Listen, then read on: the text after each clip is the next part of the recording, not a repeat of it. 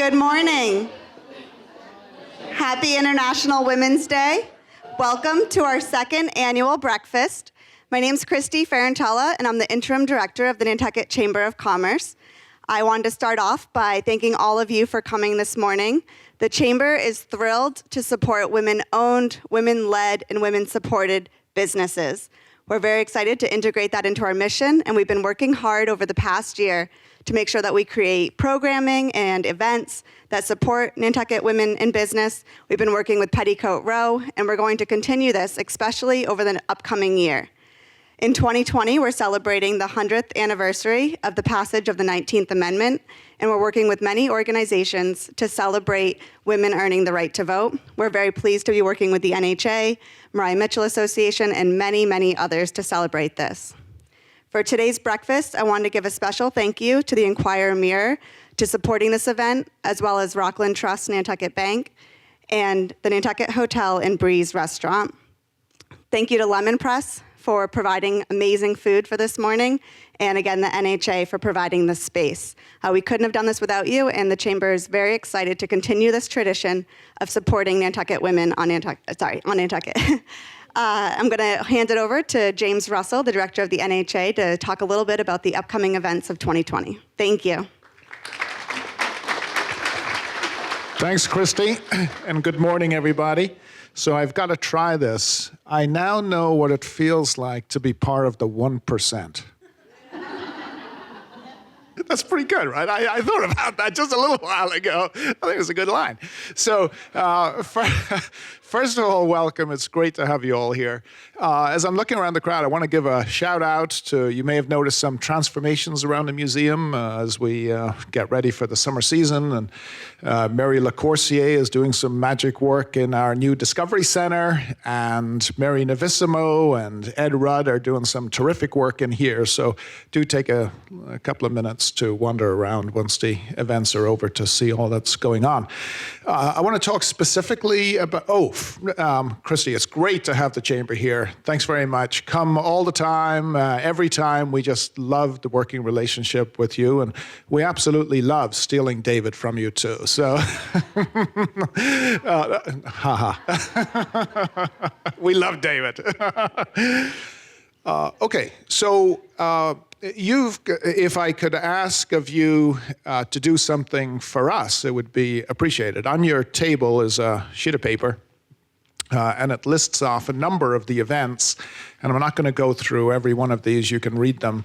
But on one side, there is a committee list that the NHA is putting together. And on the flip side is a list of tactical and strategic events which will run over the course of this year, but we hope will extend well into the future. Because as you look around and you think about the whaling story, let's be frank, it's predominantly a male-oriented story. However, when you think about the mission of the NHA, it is absolutely not. And we have to make sure that we imbue within these walls and around our properties a well-balanced story. So whether it is digitally, whether it's true education, or whether it's true exhibits, we want to make sure that the great stories of notable Nantucket women are told and told in abundance. And you'll see a list of the various activities that we're planning for this year. I hope you noticed when you walked in the door a sculpture of Lucretia Mott. See it on the way out if you didn't notice it on the way in. We've just purchased it from Vicky Garina.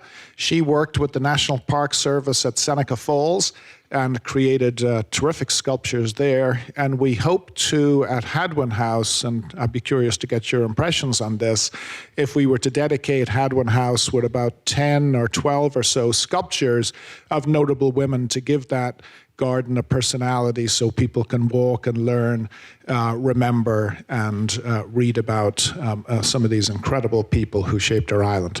So that, along with many other initiatives, are running through. I see Lucy Hare here. I'd encourage everybody to come back this evening when Dr. Christine Keneally from Quinnipiac speaks on Frederick Douglass and his trip from Nantucket to Ireland. So I think I've gone over my 3 minutes. I'll pass this right back to Christy. Great to have you here. Come often because this food is really, really good. Thank you. Well, let's get the party started. We're very excited to celebrate Nantucket women. As I said, 2020, we're going to be celebrating the women of our past and obviously the women today that are making Nantucket what it is. So I'm going to hand it over to Denise Cronow, who's our moderator for today. She is the chair of the town's finance committee and was also a moderator last year, so we're very excited to have her back. She did an amazing job, so thank you, Denise.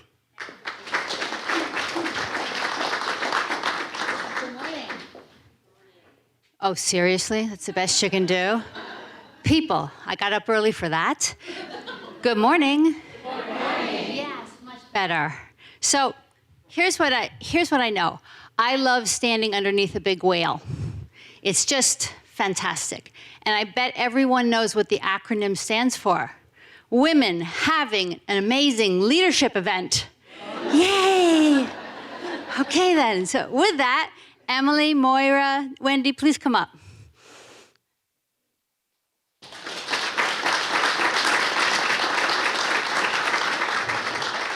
And take your seats, as you like. Sorry, I should have.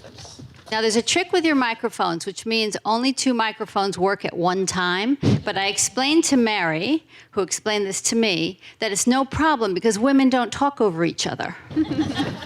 Oh, snap. Okay.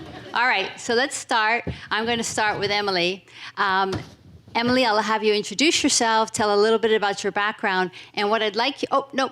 And yes, go ahead. And then what I'd like you to do is talk about... You were just recently promoted to being the executive director. In your introduction, talk a little bit about how was that?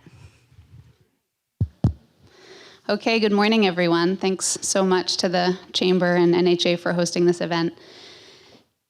I would say that essentially I am here as a scientist turned environmentalist who somewhere along the way discovered a desire to educate and communicate others on the importance and critical value that a healthy environment has to supporting healthy people.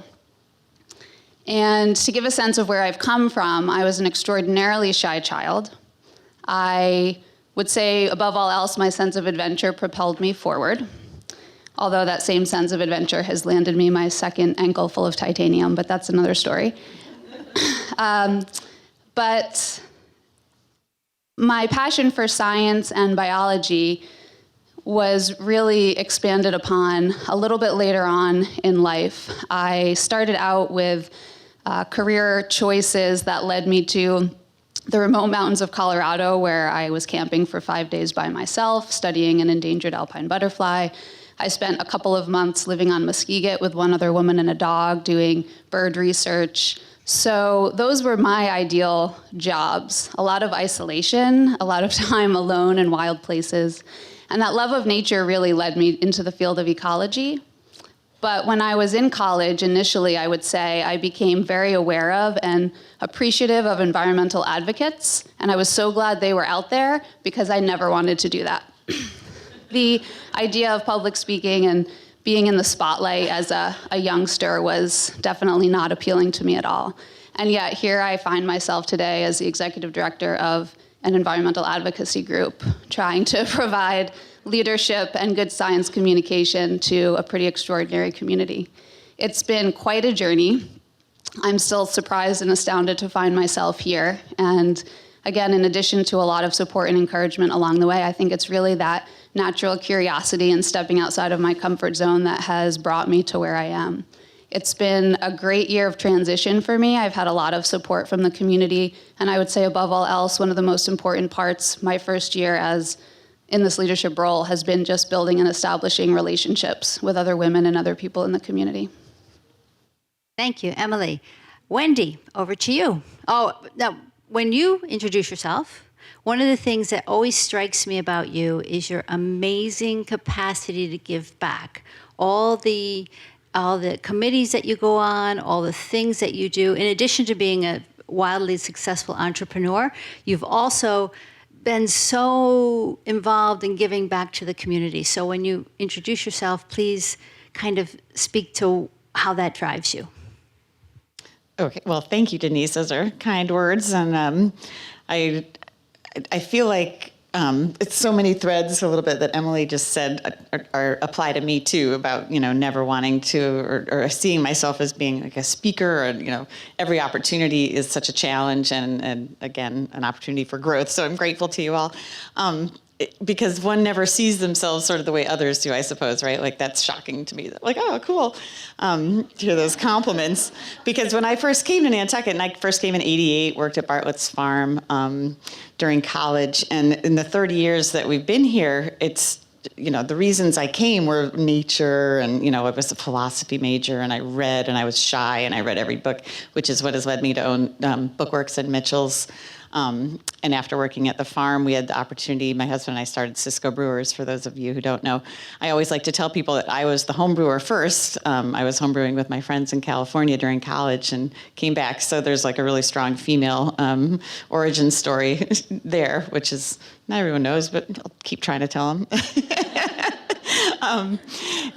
Because then my real love really was, sort of books. The thread of all that has always been community. I love to build community. I love to have fun with people. And I went to Smith College, which was an extremely strong feminist bent, of course, all women still.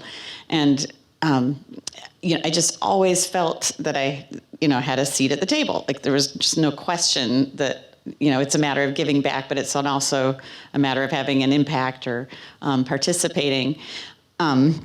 And I just always feel like I want to be involved in the community. I want to keep growing, and one thing just keeps leading to the next.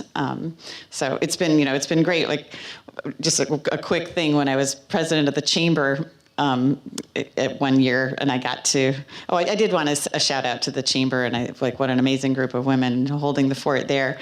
I got to be at the top of Main Street, and my little son at the time was like, "Oh, Mama, I didn't know you were important," And I'm like, well, I feel it now, so the example that you set, you never quite know what you're doing. And I'll just also add, since I said the chamber, I have the honor of being on the board of the NHA right now, which is led by an incredibly powerful leader, Kelly Williamson. So having these mentors, sort of above and below, like you fit into a continuum, and I love that about this community. So, thank you. Thanks, Wendy. I mean, that's the thing that always strikes me about Nantucket. I've done a lot of reading of history, and I'm going to quote it wrong because I don't remember what I read. But the point is, okay, whatever. I know people used to say to me, and I think I said this last year, so again, I'm repetitive, but maybe you all forgot. People would often say to me, especially at work, "Are you aware you do X?" And I'm like, sure, I'm hugely self-aware. What I am not is willing to change. So anyway, but what I love about Nantucket is the history of, it's always been a history of being very inclusive, very much women-based, because when the men went off to sea for months and years at a time, women stayed behind and ran the businesses. All these things. And when I look at, for example, right now, we have a woman who's the town manager, a woman who's the head of FinCom, a woman who's the head of Select Board, and a woman who's the head of Planning Board. And it's, gender is not a qualification for these jobs. Just being the right person is a qualification for these jobs. And I think that's something we can all take to heart, and we can all say we're happy we're in this community that has this.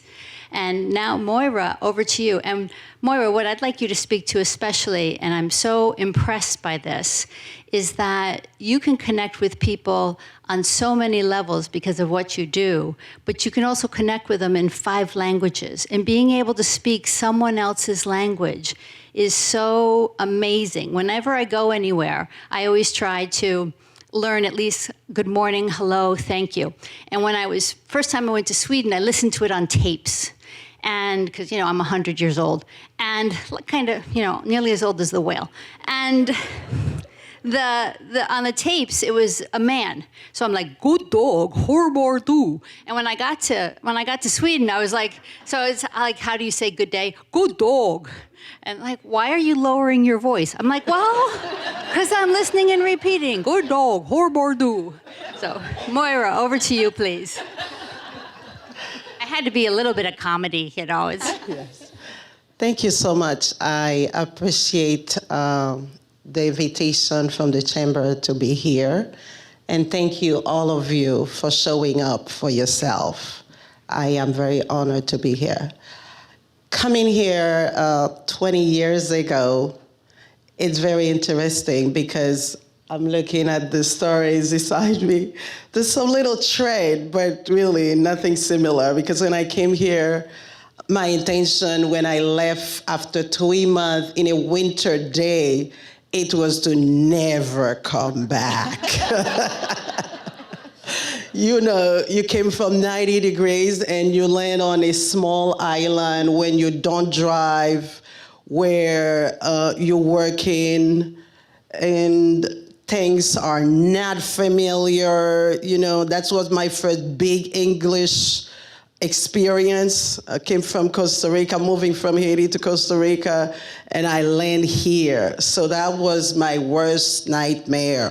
So it's not the same. But speaking the languages, having the ability to adapt, to adjust on the island and be part of such a multicultural environment has increased my awareness of challenges and things and how to empower myself. The languages actually were a base for me, because after many years as a banker and starting to become a mental health counselor, first of all, I didn't know there was any problem on this island. None.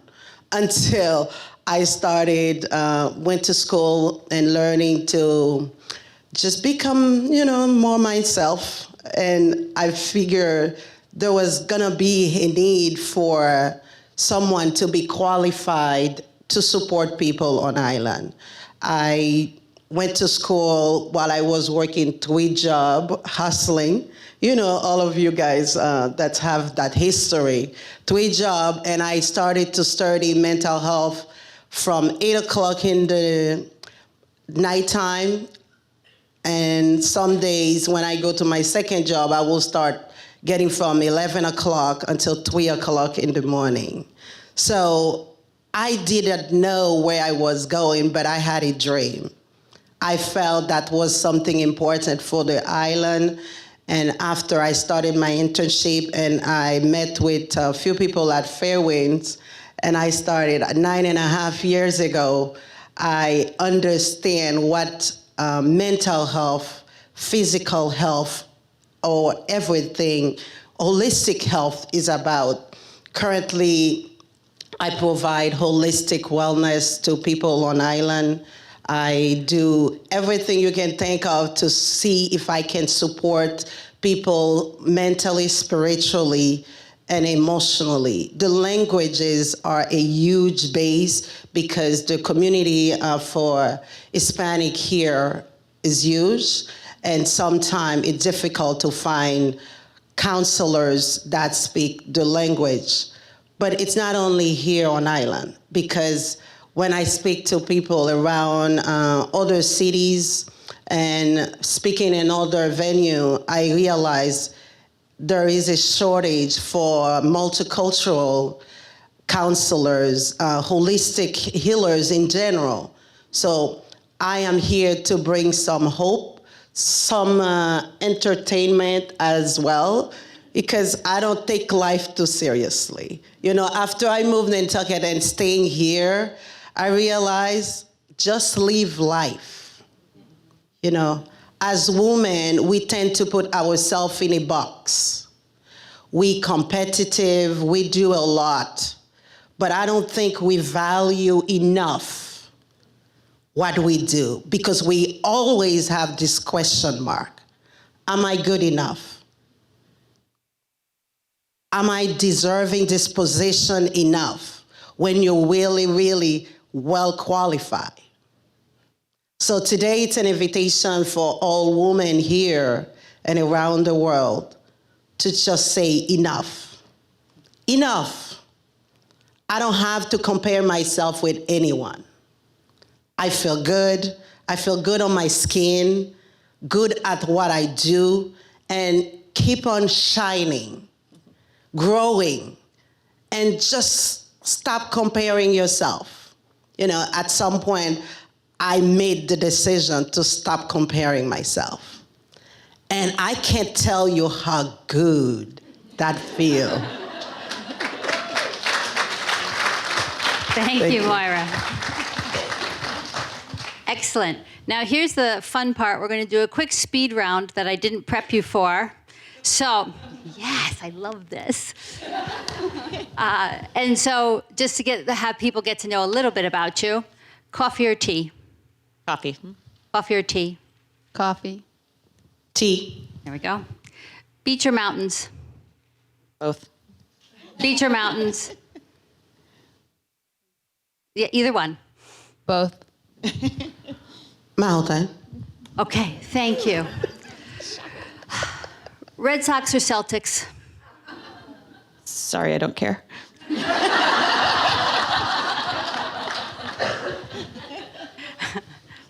Wendy and I should hang out more because ditto. Both, actually. Excellent. Thank you very much. Dog or cat? We have a dog, and my daughter's here, so I have to say, dog. Dog or cat, Emily? Now cat. Dog. Excellent. Okay. Thank you. I've got a couple quick questions for the panel, and then we're going to open it up so you can all ask questions, because you're not here just to hear my questions. I know that.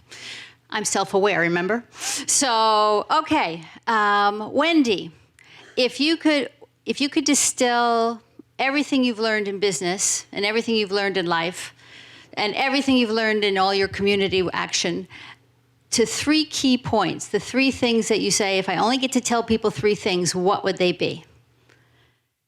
Woo, no prep.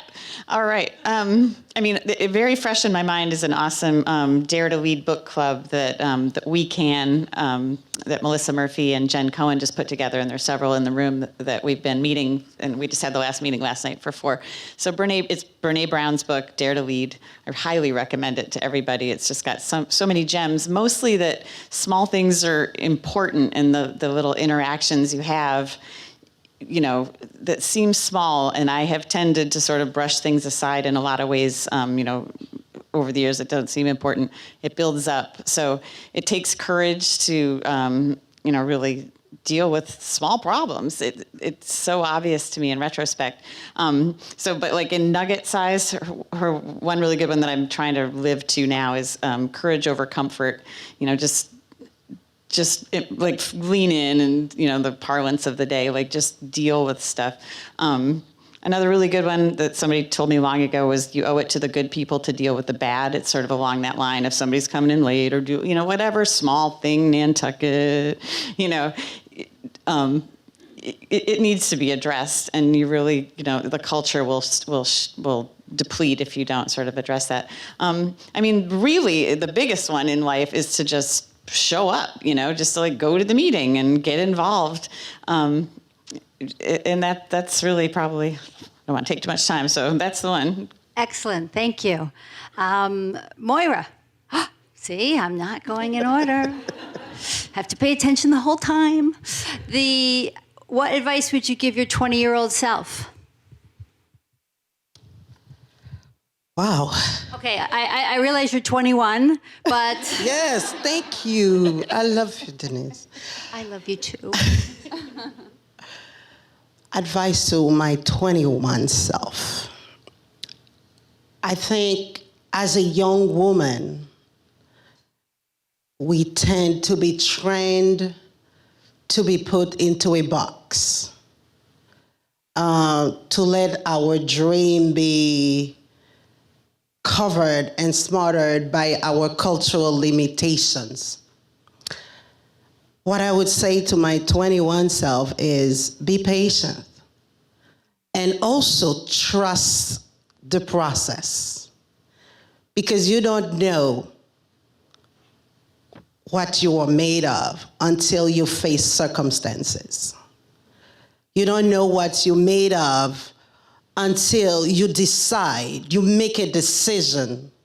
You will start to shine no matter what, because your intention will determine your outcome. Let yourself breathe. Let yourself be free. And then also, don't be afraid.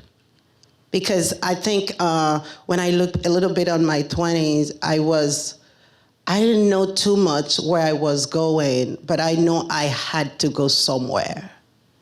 I didn't know my path would lead me here, but to become here on island, international bestseller 2 times. Okay, I didn't see it coming. To even my languages, I didn't think I would be speaking 5 languages and helping people nationally and internationally. By the way, visit me next 2 weeks. I'm gonna be at the library for my book signing. Come by. And it's also so interesting because once you start trusting the process, the steps, one by one, you become just infectious. And then people take you for who you are. And I think that's something I will say to my 21s. Just trust the process. Thank you. I would tell my 21-year-old self to just chill, relax. It's amazing what I worried about. And what I thought was, oh my gosh, is this and what's next and what's all these things? And now looking back, 3 years, I'm a little bit older than Moira,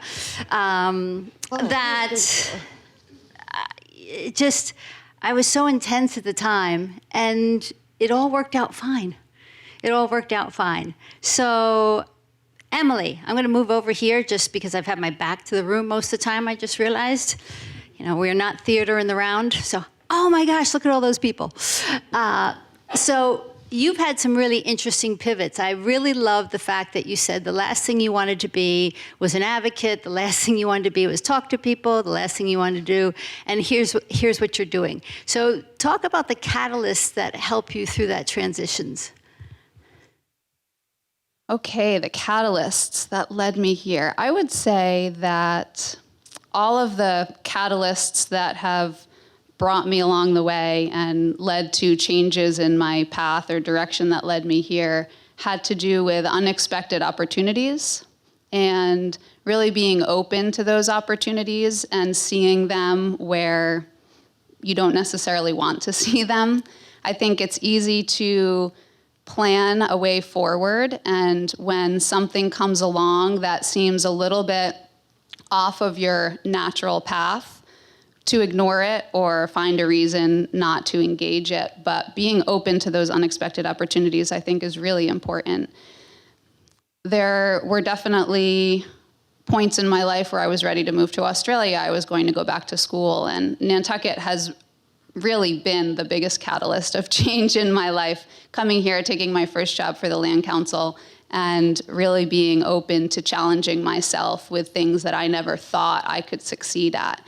And so being willing to step outside of that box, as somebody already said, and go for something that you weren't necessarily planning on, and even something that actually scares you. When I was first offered the job as ecologist for the Land Council back in 2004, a big part of me didn't want to take it because, again, the idea of being an advocate and standing up in front of boards and regulatory agencies and having to comment on development proposals was not something that I wanted to do. But I noticed how afraid I was of those aspects of the job, and something in me said, I don't want to be afraid of doing that. I want to step outside of the box and really try to build my own confidence because I believe that I can do this. And that was one of the things that really drove me to take the job, my discomfort with the idea of it. So I would say that those catalysts in my life have been when I have stepped outside of that box and really moved towards something that at first I didn't think was for me or that I was made for. Thank you. Thank you very much. I grew up in a small town in upstate New York. I'm the first person in my family to go to college. And so if you had predicted that I would be working for big multinational corporations and be a CFO and a CEO, it never would have been predicted based on my background. But one of the things that I always had inherently was, instead of, if someone offered me a new job, instead of asking, well, why should I take it? I always asked myself, why not? what would be about this job that I wouldn't want to be doing it? And usually I didn't find any reason at all. And I also had the luck, probably like all of you and everyone in the room, of having many jobs that no one had had before me. So they couldn't tell if I wasn't doing it right. Yeah, I'm opportunistic on many levels. Okay, I'm not going to ask any more questions. We're going to turn it over to the audience to make sure you all have plenty of time to ask questions. Who has a question? In the back. I'm going to run and hand you my microphone. Hi, Cavell. How are you? See, I called her name, and now everybody knows her name. Morning, Denise. Nice to see you. My question is for Moira. I've been here 20 years, and I look around the room, and it's pretty much the same women of color that are at all the events that I go to myself, Lily, yourself. How can we get women from other countries to be a part of Nantucket, to voice what they do, to be more incorporated in the community, and to showcase their talent? How can we make it more appealing to them? Thank you for this question. It's something that I've been thinking a lot, and I'm glad you asked. I had the honor to be part of the Nantucket project twice, and they spoke a lot about neighborhood. And one of the things I realized is that the opportunities that I have as a woman of color, there's a lot of the women of color on the island that very well educated, that I think that set themselves into a box or don't have the opportunity to show up or bring themselves forward. I think as you and I, we have some work to do. We can together, and all the women that are here, just do our part. We are a good melting pot. So that's important that each of us, we recognize the woman beside you as a woman of value. I think it's not a question for me anymore of women of color. It's just being a woman and understand the value you bring in the family, in this community, no matter what the position you are holding, no matter what the job you are doing. I think as many aspects of us keep us away from bringing ourselves forward. Of course, there is the job aspect. I can tell you, if you invited me a year ago, I would not be here because I was working 60, 70 hours a week. So sometimes it's not, maybe those women don't want to be here, but they have the job to do. And I think if we reach out, and any member in the community that want to reach out to me and just want me a little bit more time available now. So I'll be more than happy to connect with you and make something happen. And then I have been thinking about it. I have reached out more to other communities on the island, Latino. There's still a lot of work to do, so I'm inviting anyone that have some connection. I am a motivational speaker. I speak the languages. I'm the only Portuguese speaking on island for counseling. So if somebody wants to be part of a group and you want me to be there, bring them together, I'll be more than happy. But this is very valid, what you just said. Thank you. It's so generous. Thank you, Moira. When I was chief diversity officer for Siemens, which it's a $100 billion company, 400,000 employees, 190 countries. My job was to make sure every voice was heard, which sounds like an easy job. I know you think that. I can see it on all of your faces. Wow, that's a really easy job. And I'd ask you, and I'm sure I did this last year, to look at your hands. Everybody take a look at one of your hands. And if you see that each finger is different, and your hand would not function if all your fingers were the same, if it was all thumbs or all pinkies. So our motto always was 5 different fingers, but 1 strong hand. and extend that hand to someone who isn't like you. I used to encourage anyone to say, go up to someone you don't know and isn't like you, clearly isn't like you, and say, let's go have a coffee, or let's go have a lunch together, and just talk to them, because you'll find out that there's absolutely more points in common than there are differences. And once that bridge is made, then it's easy to make the next one. Next question. Oh, come people. I have tons of questions that I can ask them, but I just thought you guys would be way more interesting than mine. I'm Lily. I'm not sure this is more of a question. It's just more of a contribution. I just sort of want to contribute. Again, I'm also a woman of color myself. I sort of want to piggyback a little bit on what Cavell was saying, because again, I do think that it's so important that we contribute. One of the things I will say, and I've been thinking about this a lot, is, and I said this to someone not so long ago, is part of the issues that we face is due to our inability to see ourselves in the other. And one of the things I will say is, in many ways, I am a woman of color of much privilege. I've been given so many opportunities that I don't see other women of color have. I've also been in positions where I'm in a management position and the person above me has just flat out told me they do not want to hire other people that are of color. So there are so many realities that when you sit at this side of the table, you face that others don't see. And I think that's something that's important to talk about, because, I'm mixed. So oftentimes what I would find is in my positions, people who are of authority, who would just willfully tell me racist things against other racist people, against other minorities. So the only reason why I'm saying this is because I do have majority of my friends, I would say majority of my circle here in Nantucket are predominantly white, which, there's obviously nothing wrong with that, but also, I do realize I'm a minority, so clearly the people that I would be surrounded would be people that look a little bit different than me. What I notice is sometimes, because their reality is so different than mine, when the issue of race is brought up, there's a tendency to believe that there's a race card being pulled.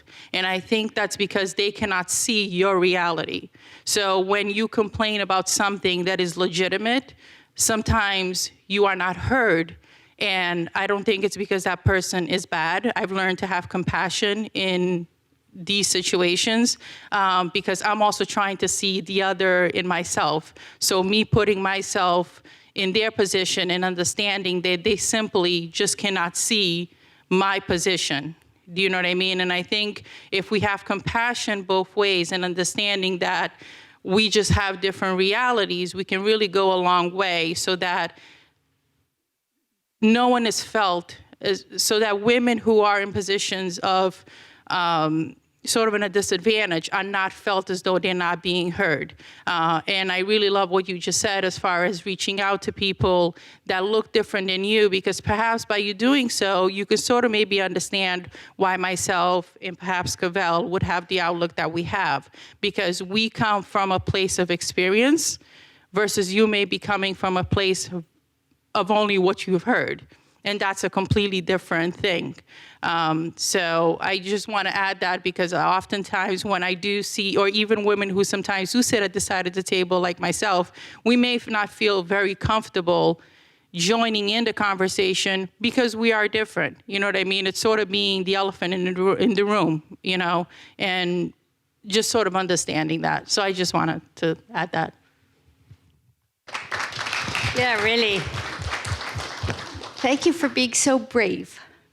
That's really a brave thing to say. When I was working in London years ago, our work did a function called KAPOW, Kids and the Power of Work. And so we were trying to teach inner city London kids how that work is good, that education is good, get a good education so you can get a good job. And so we went to inner city school where 70% of the kids were living just below the poverty line and were single family homes. And my job and another colleague's was to teach math to these kids for one session. The teachers were notably nervous, right? And so my little group sitting around me, and I say, who likes math? And they're like, I said, okay, and this is when Michael Jordan was a big star. And I said, okay, is Michael Jordan a big star? Yes. Does he make lots of money? Yes. How do you think he counts it? Math. Now everybody likes math. So I said, okay, everybody jump up and down like Michael Jordan. So they all did that. And the teacher's looking at me like, what are you doing? So one little girl says to me, do you have kids? You're so good. And I said, no, I'm not married. Because unconscious bias, whether we realize it or not, is just part of our DNA. None of us think we're racist. None of us think we're biased. But I grew up in a Catholic family. So, sorry, Mom, I had sex before marriage. But just don't tell my dad. He would be heartbroken. But that was my first instinct to say, no, I'm not married. And then remembering the statistic of 70% of these kids are from single parents. And then I said, and I don't have kids. But she's 8, she's smart, she knew that I already blew it. But that's the thing about us. We will make these mistakes, and I think the brave thing to do is to call them out, and to call them out yourself. Like, oh, you know what? I just put my foot right in this, and I'm so sorry. Next question. I just wanted to give a real thank you for the Chamber because of this great conversation that we're having. This is just the second year here on Nantucket that we are celebrating International Women's Day. And as I was listening to the panel, to me it seemed like the common thread were these wonderful, if I call them, accidental mistakes that became, the golden thread through your career. And through this opportunity of this conversation, we're creating a great conversation in regards to we want more, inclusion of the diversity that we have on Nantucket. So I think that's a real nice opportunity for us all. And secondly, I wanted to mention, if I can do so, that I am going to be hosting a women's gathering at the end of this month, and it was one of the forethoughts that I had on the panel to make sure that the panel did represent the diversity of women on Nantucket, because I think there's so much that we have to offer together, as women and as women of color and different backgrounds. I feel like just being a Southerner myself when I first came here 30 years ago, that there were certain limitations and maybe sometimes expectations just put on me just because of a different background. So I think sometimes it's maybe not just our color, but it can just be wherever we're from. So I really like the analogy of, 5 fingers in one hand, lending that hand out. And I have personally felt that Nantucket has been a very welcoming, community to me. I love the fact that I could go to board meetings in my hiking boots and a backpack on my bicycle. I love telling my kids that story, and they can't believe it. But I do think that on the whole, Nantucket is a very welcoming and embracing community. And so it's really creating more opportunities versus the limitations. And I think this is a good opportunity for us all. Thank you. Thanks, Jennifer.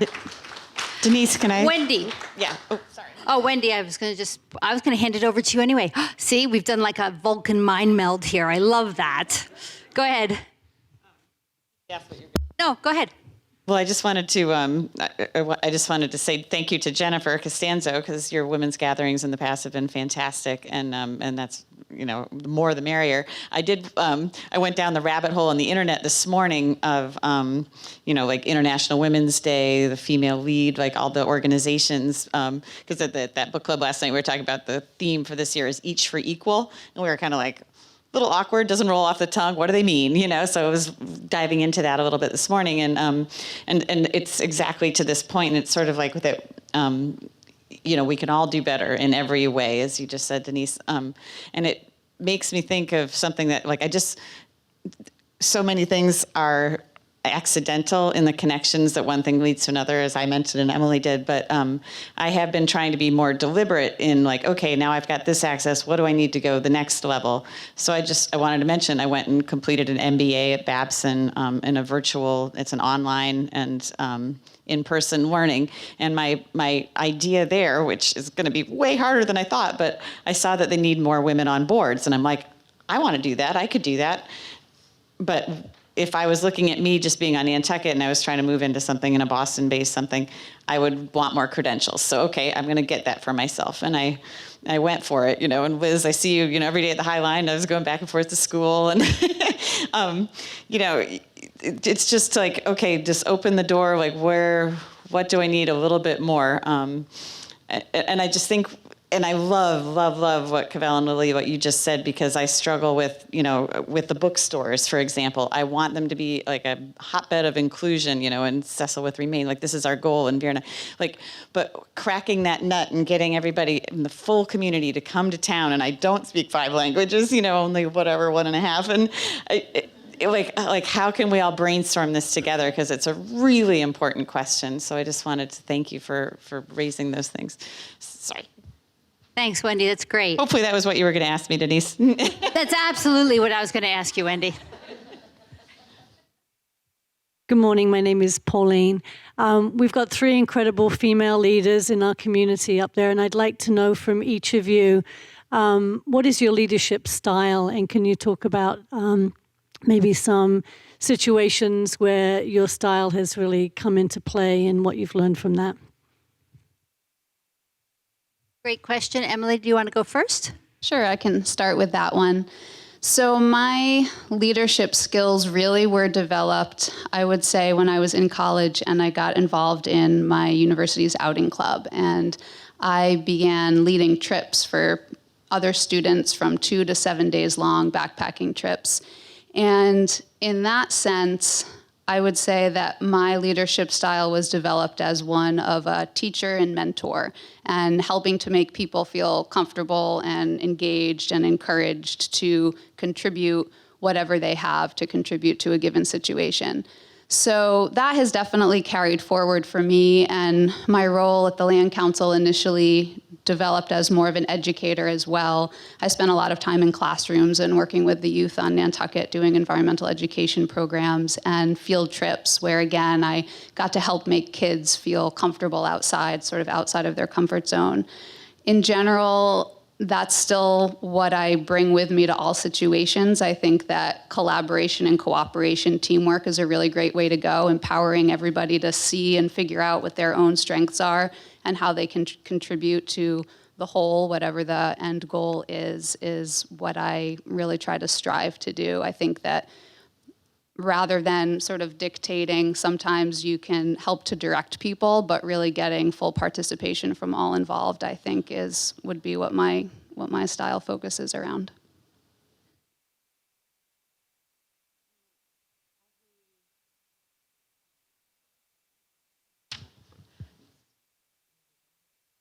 Hello? Okay. As a young woman, I was trained to really serve. I have a long career of bringing people together. I was supposed to be a nun, by the way, just so you guys know.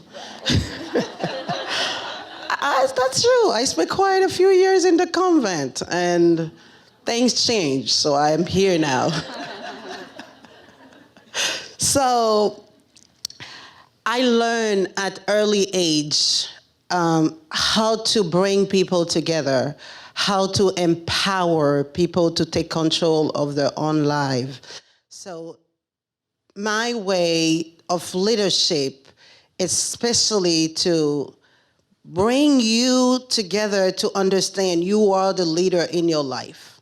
It's making sure you know that each of you, everybody that I meet, that you are capable. You know, a leader is who rally people together, not who boss people around.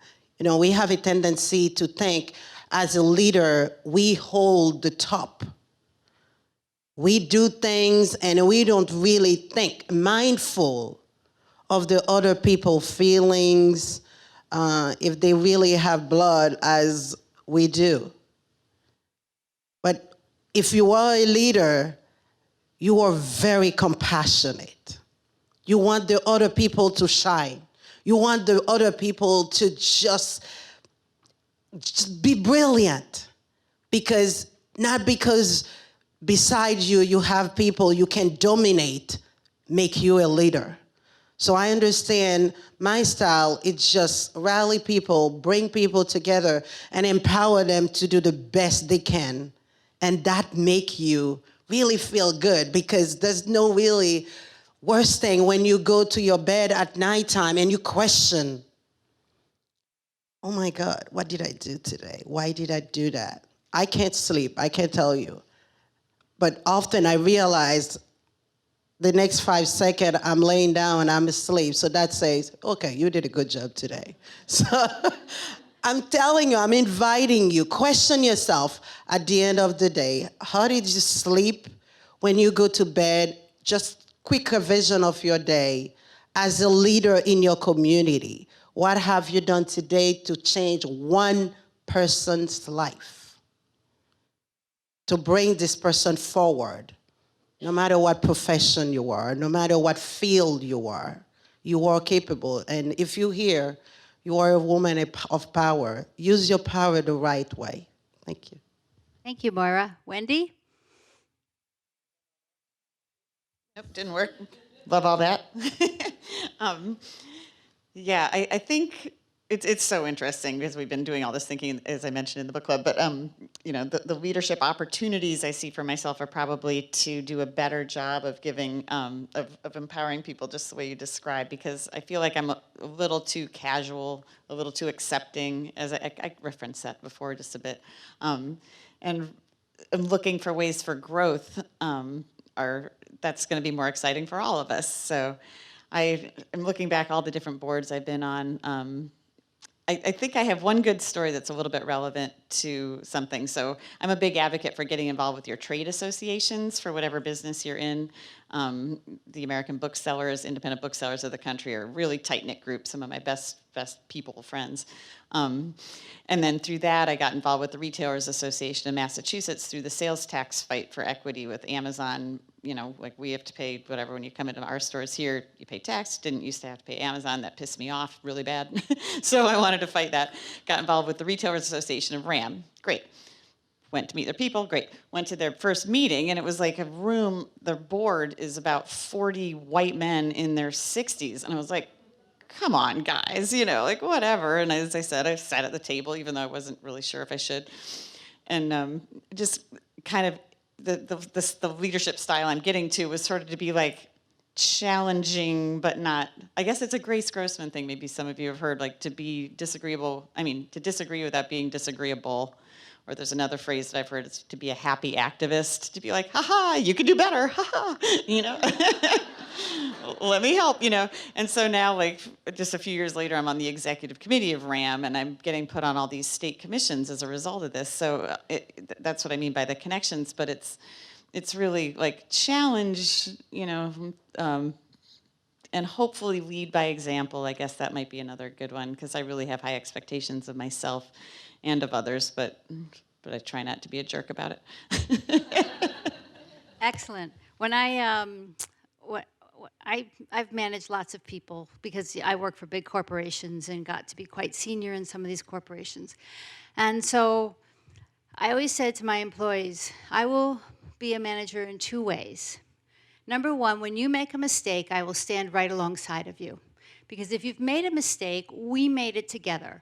I wasn't paying attention to what you did or whatever. You didn't have the training, or I put you in something that you couldn't succeed at. So I will stand, actually, initially I'll stand in front of you and take the bullet, because there's a bullet coming, and then I will stand alongside you until we can get it fixed. And when you do something amazing, you stand out in front of everyone alone, because I already have the big job. So this is your moment to shine. And I always thought that if I didn't work for leaders that did that, I didn't want to work for them. So in my early career, you take the jobs you need to take to get the experience that you need to get. And in your later career, yay, you get to pick your boss, because you have enough experience to be able to say, no, thank you. And I think that's also important, because we spend a lot of time working, right? None of us are working 20-hour weeks, none of us. And so to that extent. And then one other thing, one other trick I have in terms of, the 3 lessons from leadership, it's the 3 R's: respect, recognition, reward. Respect, I often worked with people, frankly, I didn't like, that worked for me. And when you take over a new organization, you inherit who's there. And, not everybody is copacetic, right? Not everybody gets along. And I had this one guy who managed to get on my last nerve every day. Every day. He found a way to jump on my last nerve and stomp all over it. But what he was saying to me was not wrong. His delivery was awful, fingernails on a chalkboard, but he wasn't wrong. So I learned to say, he's a human, same as me. He's equal, same as me. Yes, he works for me, but his ideas are important. And I have to get past my aversion to the way he kind of rams them down my throat and try to encourage him to do better. Steve, do better! That's how I encouraged him. I'm going to kill you. But, okay, so we made it through, and we actually got to a good version. So, but you have to respect, and it's particularly important to respect people who are different than you. And because our natural tendency is to kind of hang out with people who are very similar. But a world of little Denises, whilst I would think it's enchanting, would be absolutely boring. And there's no creativity there at all. Recognition, even the littlest things. We used to do once a month, thank you for making a visible difference. And it could be something as simple as cleaning out the filing cabinet. Suzanne, thank you for cleaning out the filing cabinet. You've made all of our lives easier because now we can all find stuff. And people were just like, oh. And it's amazing, but that little bit of recognition, thank you. I think thank you are the 2 most powerful words in the world. And last, reward. I had a guy one time that I had to, our corporate policy was 3% raises. I got him a 15% raise, big, long, boring story. I won't go into it. And I said, Stefan, I got you a 15% raise. And he's like, okay, good. Now let's go through our list. I'm like, what? What? Why aren't you jumping up and down? And he said, I'm not motivated by money. Oof. So, and he had worked for me for 2 years at that point, and I didn't know that. So rewarding people in the way they want to be rewarded. So do you know your team and your staff and your employees well enough to know what makes them happy? Some people, it might be more time off. Some people, it might be conducting the tours at Cisco because they want to be stand-up comedians, so they're going to, work their... Thank you. Yay! Yay!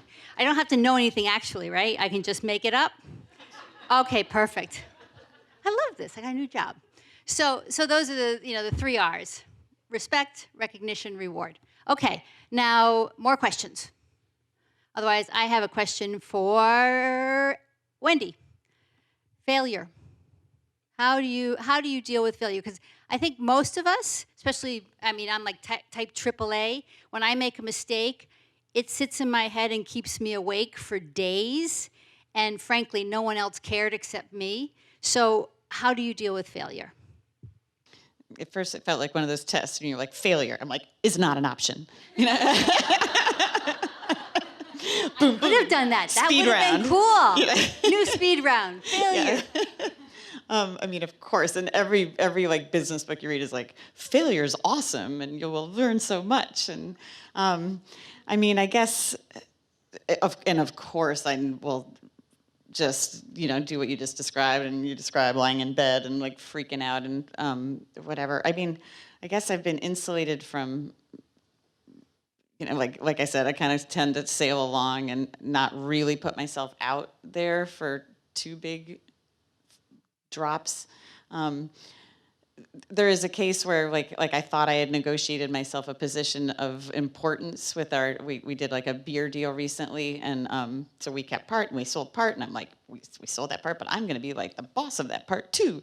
And it didn't work out that way, of course. Corporate America, I should have come to you first. It's it's tough, and so I'm like, all right, well, how am I going to be proactive? How am I going to like not just get into this depression and be pissed about it? Like, where do we go from here? What's the next move? And try to be the chess. So I think that's what kind of protects me. Or just think more widely and go to something else, because there's There's so much need. I mean, that was sort of another thing I meant to say here was like, we need readers so desperately. The times are so, like fraught with peril for, like, there's so many opportunities, businesses to start, like, just across the board.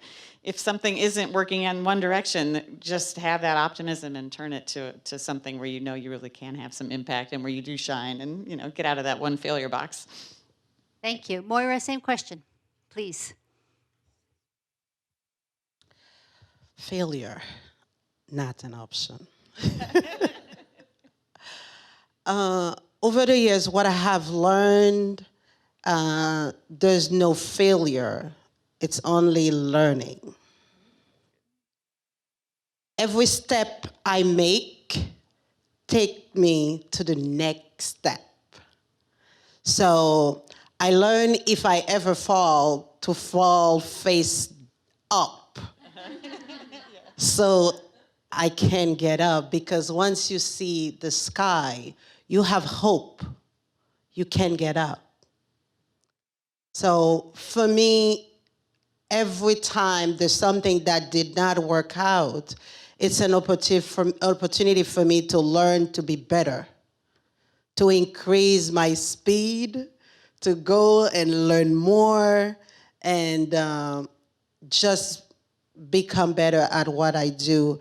I think over past few years also, before I do this career move, I learned to even forgive better, because I feel everybody that have been around me on my way, or just to even have any intention to put me down, I forgive you. Because what I do, I turn it as a learning opportunity. Because I remember a few years ago when I was struggling in my job, and a simple word turned me into just a seeker. So when I get put down in any opportunity, for me, it could be a failure, that I fell at something or someone I didn't meet expectation, or someone that trying to make me feel less than. So what I do now, I say, wow, thank you. I say thank you for giving me this awareness that I don't belong here anymore. So for me, there's no failure anymore, because it's all about your perception. 90% of your behavior, what's the way you react to things, gonna change the way you see things. So 10%, if you think you can absorb it and you can just react differently to it. But my 90%, it's all about forgiveness, understanding, compassion, because everybody is trying to do the best they can with what they have. So I'm trying my best to go inside of me and learn the lesson that I'm given the opportunity to learn at that moment. So failure is no longer an option. Thank you. Emily, same question, please. All right, well, I love what Moira just said, and I'm going to echo some of that sentiment. I definitely see failure as just a word to some extent, and it's a word that has this finality attached to it, which I think we can just dispel right away. It absolutely is an opportunity for growth. That's what I always remind myself. I think that it's never easy to be in a position where you feel like you haven't succeeded at something, but what has been most important for me is to really start to see the humility that we all have to bring to situations. I'll just hold it closer. Humility, and just the important perspective of, as I think was said earlier, not necessarily taking yourself too seriously, and life in general. There is huge value and importance to different perspectives out there. Failure is a matter of perspective, and it is always an opportunity. I have found along the way that one of my greatest strengths has come from being open to different perspectives and trying not to take things personally, and understanding that everyone's entitled to their different view and perspective based on their own experience and where they have come from. And they're not always going to align with yours. And that's what creates diversity and creates growth all around. So those, again, are never easy moments, and there's no way to really sugarcoat that, but understanding that it's not the end. We don't have to take ourselves too seriously, and there's always a good opportunity for growth and a way forward from those scenarios. Absolutely. Thank you. My one of my superpowers, besides thinking I'm horribly entertaining, I'm like Red Skelton for people who are old enough to remember that, laughing at my own jokes when no one else does, is to say I was wrong. I am the first person, as soon as something happens, I go, I was wrong. And my inner roommate tells me, did anyone die? As long as no one died, you're fine. So, the I was wrong really diffuses a tense situation. And it also accepts, you're fully accepting. I mean, I think accepting what's your responsibility is just such a great thing to do. It's not easy. Sometimes you take a beating for it, right? You made this big mistake. I'm like, yep, I was wrong. Okay, now how do we get past it? And so I think that's echoing, but I'm going to absolutely remember Moira with fall facing up. I'm not sure I have the skill set to do that. I tend to go forward when I trip, but there you go. I'm going to learn have that skill set. Twist. So, okay, we have time for one more audience question, or I still have a whole 3 pages of them. No? Okay, I'm going to grab my 3 pages of questions and ask one more question, and then I'm going to ask the panel to wrap up so we have time for networking. Oh, dear. Oh. What moment, if you think about, it can be in your life, it can be in your work, it can be you as a human, what was a moment that really inspired you? Emily, I'll start with you. One of my earliest memories of inspiration, and of course I would say this is more in hindsight than realizing it at the time, and even though it may seem somewhat cliche, it was absolutely monumental for me, again in hindsight, was when I was of the age where my mother realized I was old enough for her to leave me at home alone after school and she could begin her career. And she went out and found herself a temporary job, and she went and found some coursework to do. She ordered her own textbooks and taught herself about computers, and now she runs the information technology department in a pharmaceutical company. And in hindsight, again, watching her over the years, having moved to the country from Australia just before I was born to kind of put her foot in the door of our system and create a place for herself in the workforce has been incredibly inspiring for me. Thank you. Moira?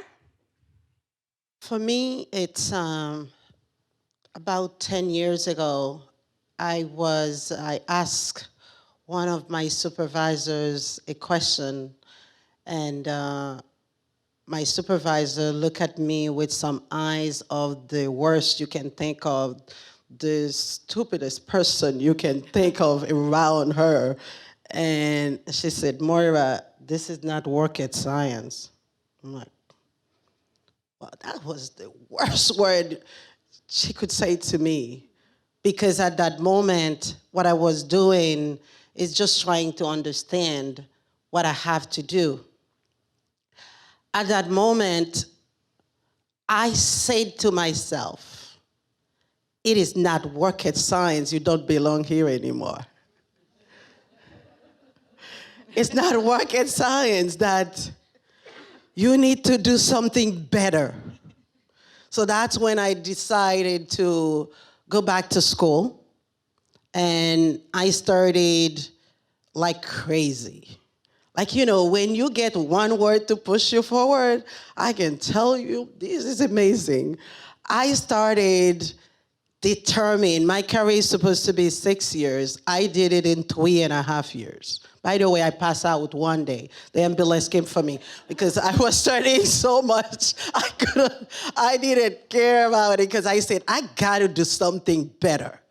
And every opportunity for me to even do some kind of internship and changes, I was put on a big barrier in the face. And I said, okay, I'll figure it out when the right time comes. So I figured things out on my own because of it's not rocket science. Let me tell you, it's not rocket science to know that you are beautiful. It's not rocket science to know you are amazing. You just have to take the word and suck it in. Take the opportunity that's given to you and change your life. And that's what I have done. And I got inspired every day by that moment when I remember that I think so much less than of myself. I really was struggling financially, emotionally, and I was struggling psychologically. I didn't know what was my next step was going to be, but I knew that I had to make one more step that wasn't here anymore. So this word and finding ways to just figure out my own life and be inspired by so many women out there that have achieved successful outcome, but out of nothing. I'm talking, today we celebrate the 100 year of women right to vote. Susan B. Anthony, Mabel Lee, Mother Teresa, you name Maya Angelou, all of these women. I start reading like crazy. If you don't have any mentor, find a book. Go to the library. Go to the Wendy Hudson, have it there. Don't go to Amazon, she said. So find opportunity to just find a mentor and believe in yourself. And things are out there for you to grow and rise. It's there. Look for it. You are amazing, all women out there. Thank you. Wendy, same question. What's inspired you?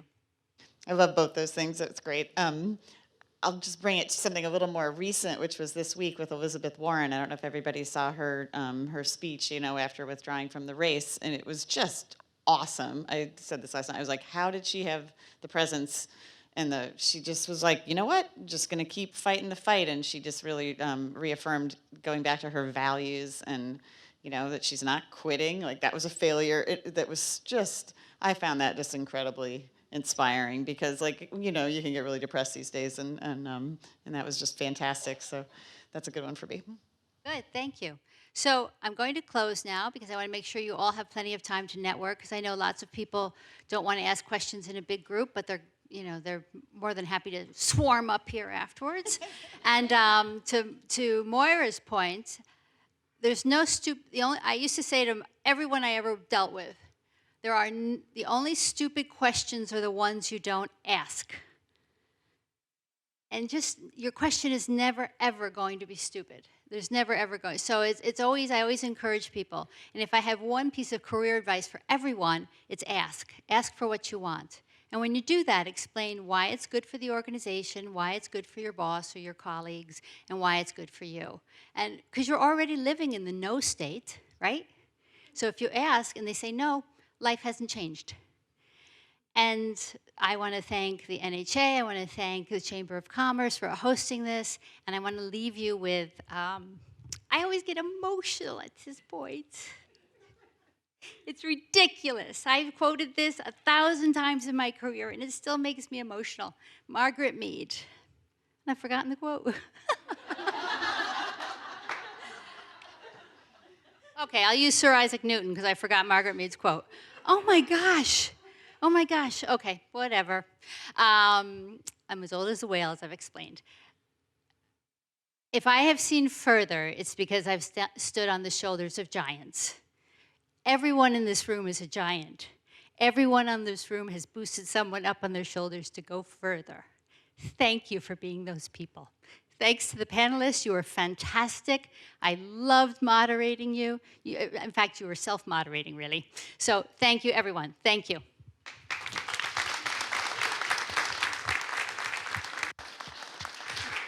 Wait, I remembered.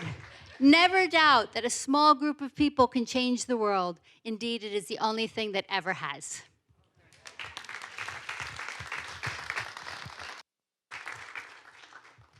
Thank you, Denise, and thank you to everybody on the panel. Thank you to everybody for coming and to our sponsors. And I just wanted to give a huge shout out to the Chamber team, Carmen Kaler, who put together this entire event, Marina Jube, our Director of Marketing, and Laura Gray, our Membership Director. We're small, but we're mighty, and we're so thrilled to work with you this upcoming year. Thank you.